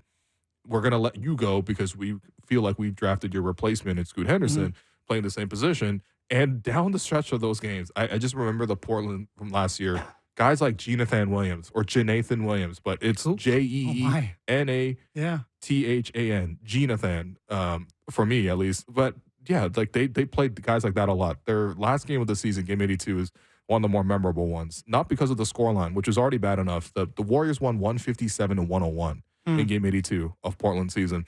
The starting lineup for that group: Skylar Mays, Kevin Knox, Jonathan Williams, Shaedon Sharpe. Finally, we recognize somebody. Trenton Watford, moving away now. Justin Minaya, John Butler, Jabari Walker, who is still on the team. So there's 2 guys at least still on the team. And Chance Comanche, who, if you recognize that name, it's because he actually got caught in a that was the random like G Leaguer who just like murdered somebody in Vegas earlier this year. Oh. Yes, he's actually been charged with first-degree murder. This is not like speculation or anything like that. In any case, that was the roster that they had, right? So they clearly pivoted towards a tank. So really, that's 5 teams who like tanked hardcore, and that's a draft with Victor Wembanyama. This year, as it currently stands, there's 7 for a draft that does not have Victor, does not have anything close to Victor. Nobody's even saying this guy's a guaranteed all-star. Everyone's like, at best, they could make all-star. You know what I mean? And in this year, Detroit is at 11 wins, who the Raptors will see tonight. Washington's at 11 wins, who the Raptors actually will see a couple more times the rest of the year. Charlotte, who the Raptors have seen quite a bit in the last month or so, 16 wins. Toronto at 23-42. We're one of the groups here. San Antonio is still at 14 wins. You know, I would consider them a bit of a tanking team too because of the fact that they limited, Victor's minutes to start the year. They also played him in 2 big lineups, and we've seen how much better he's been at just being the center outright. And also, they played like Jeremy Sohan at point guard, who is not a point guard. You know what I mean? Like if Raptors, funky with it. It was more than funky. It was rotting. Portland is at 18 wins. They're just clearly they've pivoted. They traded Dame, and then Memphis. They've had a lot of terrible injury luck, and so they're at 23 games won now, and they're clearly trying to tank as well. There's 7 teams tanking this year, and the draft is worse than last year. So, Amit, after me speaking for 10 minutes, why do you think this is? First off, I think it's a very interesting topic. Yes. Because I went a little bit deeper. So since the plan started, right? That was in the bubble year, right? That's when they started. And then after that, I think that's where you got to start looking at how this kind of all plays out, because there was more incentive for a team that's like finishing 12th or whatever to try and win more games, which should in turn, kind of decrease the amount of teams that are essentially tanking. And that did happen. In that year, there were 7 teams, including the Toronto Raptors, Cleveland, Orlando, Detroit, Houston, OKC. Some of the teams are going to keep on coming up, which is another point that some of them are just like poorly run franchises. Oh, some people just stay at the bottom. That's why it's a little bit terrifying to do this, because you could every year Detroit's tanking basically. Seriously, right? And so, but then within that, then it kind of went the other way, where a team like Sacramento, right, who was tanking probably in 21, 22, the last team in the play-in tournament in that year was 14 games under 500. 14 games. That's crazy. That's a really bad team. You should not even get a chance. Exactly. But this is like them saying, okay, we want to try and make that another big market game, yada, yada, yada, right? But then since that, the number has been around 6 or 5 or so. And again, common teams, Detroit's always in there. Portland's in there for a few seasons. So they're kind of in that realm of things. My theory on this is that for a little while, probably before the play-in tournament, all that happened is that there were a lot of teams that they were just like in a tier of their own, essentially, where they were way above everyone else. They were the teams that we felt are going to be the title contenders regardless. And usually that kind of worked out. We're talking the big 3 areas of that kind of stuff, right? But now, as the NBA has pivoted away from that, they're trying to increase parity. They're trying to incentivize players to re-sign with teams. Yeah, they've changed a lot of the cap rules. They've changed a lot of the money rules so that to the exact point of where you're talking. Exactly. Yeah, the league is trying to do this, not just teams. Which I like, actually. Right? Okay, you like parity? Like, okay, who's cool. going to win the championship this year? I don't know. Right? That's probably important. Denver. Yeah. Conference final. Who's it going to be? I don't know. Conference final. That's a great point, though. Yeah, exactly. So then after that, now you actually have a higher caliber group of teams that are in that championship window where they feel like they can win a title. Okay. And they're investing essentially money into those teams. And so they're opening their wallets. Now within that, when that happens, also sports science is better. Teams are much more business savvy. And so they're willing to pull the plug earlier on a season. We've seen OKC do that with Shea to ensure that their star player does not get significantly injured. Okay. right? So they're going to pull the plug. We saw it with Dame as well. And also, well, we can't ignore the fact that the general attitude and I guess culture of what's like acceptable in sports is like, it's actually okay now to not play your players as much. That's a problem. It's a problem, but it's not a problem. But for a while, I'm just saying that like the overall culture did change more towards like it's cool if you want to rest guys. Now it's shifted back to it's not cool. Exactly. Yeah, but yeah. And so we circle all the way around is like as the league gets more competitive, teams are going to prioritize re-signing the players that they bring in, they draft. So whether or not it's a good draft or a bad draft, you have to, if you're a team like some of the ones that are probably tanking this season, you have to look at the draft as a way in which you can get a roster piece, a rotation piece, and maybe not a star, but someone that you can keep in-house on a decent price because, again, the CBA wants you to do that. They're going to probably pull the plug on their seasons a little bit earlier too, right? Okay, so you're saying that it's because of CBA changes. That's actually interesting. I didn't expect you to come up with this answer terms of like taking it in this direction. You gave me 15 minutes. I did my work. I'm like, Amit, go get Marc Stein on the phone and think about this random question I'm going to ask you. No, it's interesting because I think, you know, obviously year to year you can always look at circumstances. Memphis was not intending to tank this year, right? And they just had literally the worst injury luck possible, and now they're in this group. And you got to respond to what you have. You know what I mean? Like, you know how crazy it would be if Memphis was like, hey, we're still trying to go all out with like Luke Kennard as our leading scorer. You know what I mean? Like, it'd be wild.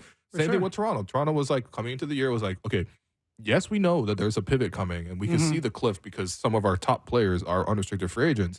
But we're gonna see and give it one last chance. Didn't work out with the new coach, new point guard. Bam, let's flip it and let's just go this different direction. And we all understand why the Raptors are where they are right now. Yeah. But they pivoted largely because of their circumstances. There's also the regular churn of teams that are just always going to be at the bottom. Like Detroit's on this list, Washington's on this list, Charlotte's on this list. Like it's classic, really. An interesting team is Utah. Because they were pretty good for a little while, right? But now they're 28-37. They've gone through a losing streak. Lauri Markkanen's out. Yeah. A couple of losses have piled up, and because they've gone through a difficult part of their schedule, right? And they're still playing their guys, but they're probably finding that we just can't win games right now. The Western Conference is ridiculous. Look at the standings for 2 seconds. You're going to see how many very good teams like there are. The 10 seed is like the Warriors or the Lakers. Seriously. Like, and so and at some point, teams. you're like, we're going to reside. We're going to accept that we just have to tank. Yeah, exactly. The Utah's interesting because they're teams that they're a team that have clearly tanked, but they're responding to a clear incentive, which I think the Raptors are kind of in this case too. But Utah is owed a top 10 protected pick. And it's like after this year, if they don't convey it this year, I think it becomes like 2 seconds or whatever, right? Yeah. But last year they've also tanked, kept their pick. They took the big 3-point shot blocking guy that they took. Walker? No. No. The other one. Anyway, I'll look it up in a second. He hasn't played much this year. That's why it's hard to name him. But in any case, this year they're kind of doing the same thing, responding to that incentive. We saw last year the Mavs also did the same thing. They were actually in contention for the play-in, and they were like, let's actually try to keep our top 10 protected pick. They managed to do that thanks to some lottery odds as well. And then on top of that, they were able to not only flip that into 2 assets, but they also were able to draft a player in Derek Lively who has been very useful for them. So we've seen people in like teams, I guess, respond to those incentives based on the pick protection. I guess that's what's happening in a way with Toronto as well, because Toronto's pick is top 6 protected. And the thing is, like, because there's so much tanking at the bottom, like, it's actually not easy for the Raptors to get any lower than 5th. Hilarious enough.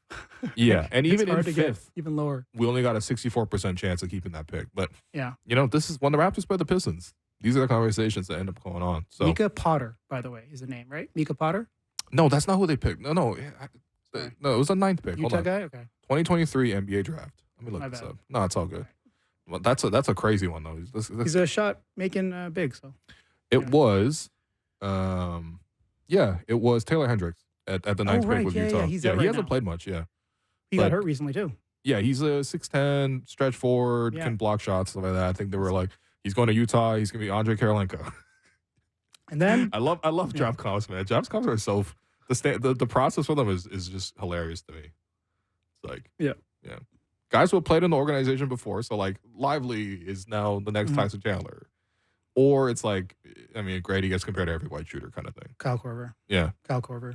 Yeah. And JJ Redick maybe. Yeah, I find those always interesting, only because of players like a Pascal Siakam. Like I love going back to seeing his draft comps or just like how Dwayne Casey said he could be like Bo Outlaw. And, no offense to Dwayne, who's such a nice man, just came on the show yesterday. And no offense to Bo Outlaw, but Pascal became a very different player. Exactly. And this goes back to what we talked about earlier in the conversation, or this show, is that, Javon Freeman-Liberty, right? Sometimes you just have to bank on a player exceeding expectations. Is that your guy? Is Javon your guy? He might become that guy. He might become my Norm Powell. You brought him up like 3 times today, and I'm just like, and it's fine. Like, it's not that. I'm just like, I didn't know you had this affinity.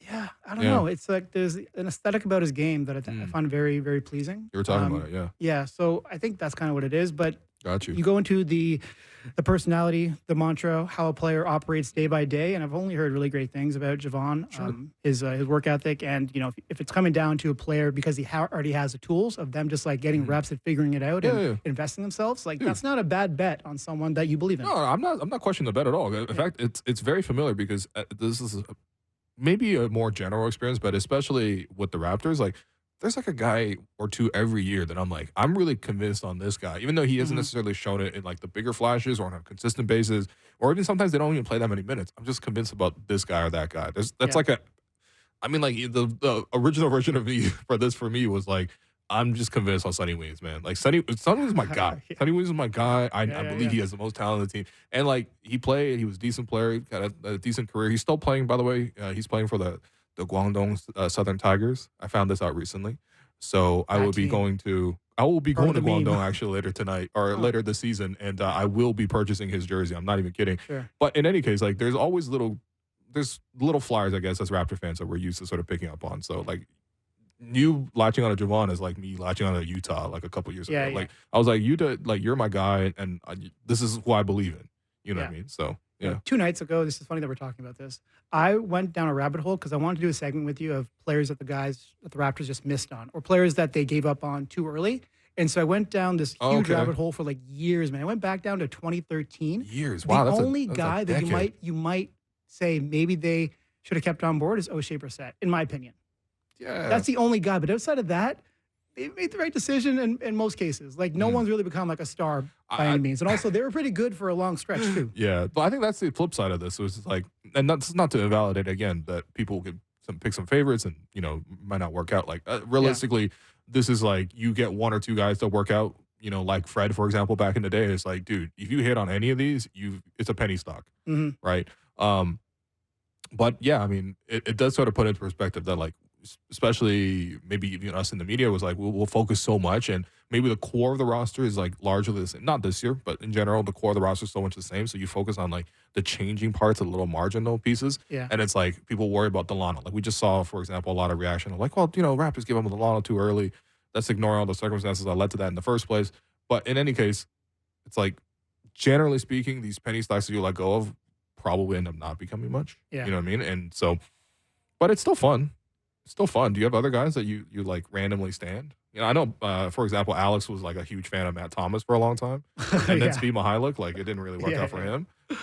What's the common denominator there? I don't know. They play for the Raptors. Shooting guard. Norm Powell was one, definitely. Who else? I'd have to look. That's a great hit, though. Sonny Weems was definitely was one there. Who else would have been that guy? James Johnson, for some reason, I really stand. That's a great pull. I really That's a great pull. Yeah. Because you're like, he's 6'8", he's strong, and he could shoot a little bit, he can handle a little bit too. And it was like, could cram on people. Right. He had that dunk on Drummond, so it was like all those factors, you might mix it together. It just didn't really click the same way. But that version of him could be really good in this NBA. Right? Okay. 6'8", who could probably guard some centers, not all of them, but definitely like power forwards. You give me the scouting report on him. Absolutely, you're like, okay, he could work out, but I think there's other factors that led to him not working out consistently. Sure. Is he still in the league? He is still in the league. He's on the Pacers bench. Pacers, right? Yeah. He's their enforcer. No, I'm not even kidding. He's actually their enforcer. Yeah. Other Raptors fan favorites back. I mean, like, I don't know. If I don't want to really go back, like Jamario Moon was one of those for me. Yeah. Love Pop Spencer Bonsu. Yeah. It's basically whoever Matt Devlin pushed at that time. Pop Sal? No, I never got that far in, man. I did like Roko Ukic as well, but again, like this is Raptors culture, really. You do latch on, and hopefully some of these guys pan out. So I will be rooting for. Well, this year I don't know if I haven't fully decided. I guess Jonte is kind of the one I'm going to try to latch on to right now, but I think for you it's Javon, and I guess I'm curious to see what other people will find and.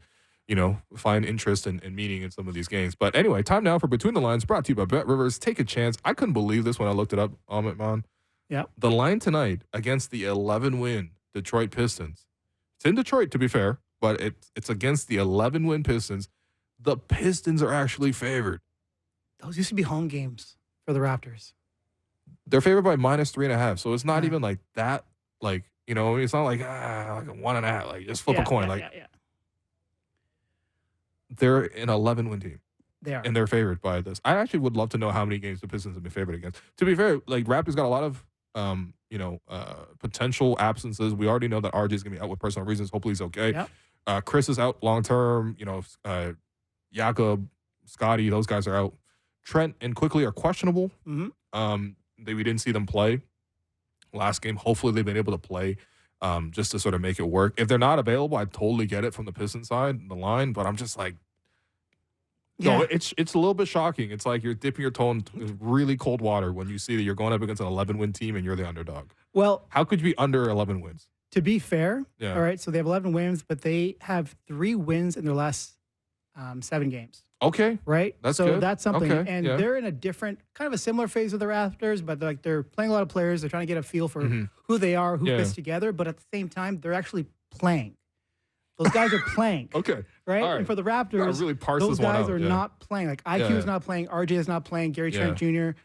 Is seemingly not going to be playing either. So if those guys are in the lineup, if those guys aren't in, like, I mean, it's a different game, right? For sure, but they're not. And if IQ's not playing, RJ's not playing, like, talking Javon Freeman Liberty and Jonte Porter. Listen, man, they're going to come through. They're going to get start. their run here. Even like it being -3.5, like the Pistons, like they're really playing for something. I would say just at least for jobs, identity, culture, no different than the Raptors, right? Pride, yeah. Pride. You want to show you're better. Like it's been a lot of losing for them. Yeah. Right? A lot of losing.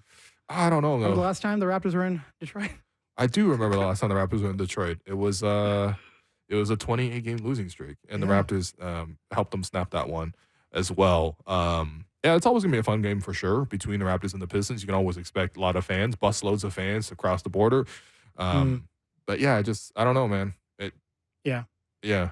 We really have to accept that. Are we going to pick the Pistons here, or are we picking the Raptors? Because I'm taking the Pistons. You're taking the Pistons. I mean, if IQ's not playing, then I'm going to take the Pistons. Is it important for us to lose this game for tanking purposes? I mean, like you said, man, it's hard for us to move down anymore. Being the Grizzlies, like I mean, if you lose to the Pistons, if you're underdogs versus the Pistons, it might not be that hard for you to move down. The Grizzlies. Is Savanna Hamilton going to get the walk-off interview tonight? I want to get a few. She should get a few more. Okay, hasn't been enough. But actually, Desmond Bane is supposed to start or come back pretty soon for the Grizzlies. So they're going to start probably playing a little bit better. And when that happens, I mean, it gets down to the lottery balls and see how things go, which is another conspiracy I know that you have, which maybe we get into a different day. Don't worry, we'll get to that a different day when we really, really don't have topics. But man, I don't know. I gotta pick the Raptors, man. I would obviously wait till the very last second to see who's available. But if Trent and Quickly are playing, like, the Pistons are playing better, as you mentioned. They do have more of their young guys healthy and available. But also, aside from principle alone, I'm like, I know. But aside from the very fact that they're in this position, this is like the last game of their road trip, and they've been like flying a lot of different places. They're going pretty much across. All right, you know what? You've talked me to going with the Pistons, I guess. Yeah.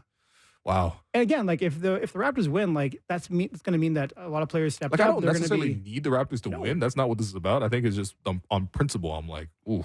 This is actually a game I wouldn't mind seeing them win. Like the other games, all right. Denver, Portland, Phoenix. Like when they lost, like I know you and JD were saying that you felt something after that Denver win. I felt nothing. I'm like, this is okay. Like they competed. Oh, you felt nothing? Really? I felt nothing. You didn't feel a little bit pride? Like, damn, they fought hard and they lost. Yeah, that's what I felt, right? But I wasn't like sad that they lost because it was a tasteful loss, is what I look at it. Well, this is the first off, that was Between the Lines brought to you by Bet Rivers. Take a chance. And that does it for the Raptor show today, where we rationalize losses every day on the program. Because that's where we're on the season. So I want to see him win tonight. I just want to see good basketball. You know what? Yeah. So Raptors Pistons, that's your place for it tonight. I've been your host, Will Lou, and you've been listening to the Raptor Show on the Sportsnet Radio Network, brought to you by Campbell's new Chunky Spicy Soup. It's time to get fired up. Make sure you find the Raptor Show, subscribe, rate, all that kind of stuff. Big thanks to everybody involved. Savanna Hamilton, Marc Stein for joining us, and we'll be back tomorrow.